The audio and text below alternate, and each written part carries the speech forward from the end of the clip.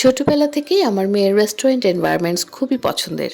রেস্টুরেন্টের lights, interior, aroma, food flavour সবকিছু ওকে খুব অ্যাট্রাক্ট করে। খায় হয়তোবা খুবই অল্প স্বল্প, কিন্তু ওর যেতে ভালো লাগে। আর যেহেতু ওর যেতে ভালো লাগে, তো আমাদেরও ভালো লাগে ওকে নিয়ে নতুন নতুন জায়গায় এক্সপ্লোর করতে।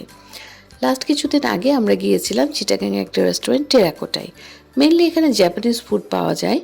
আর আমার টুরির জাপানিজ ফুড অনেক বেশি পছন্দের, স্পেশালি সুশি অনেক বেশি পছন্দ করে।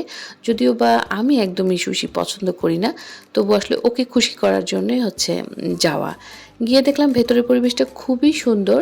আর ওইখানে যাওয়া মাত্রই ওরা একটা ওয়েলকাম ড্রিঙ্কস দিল।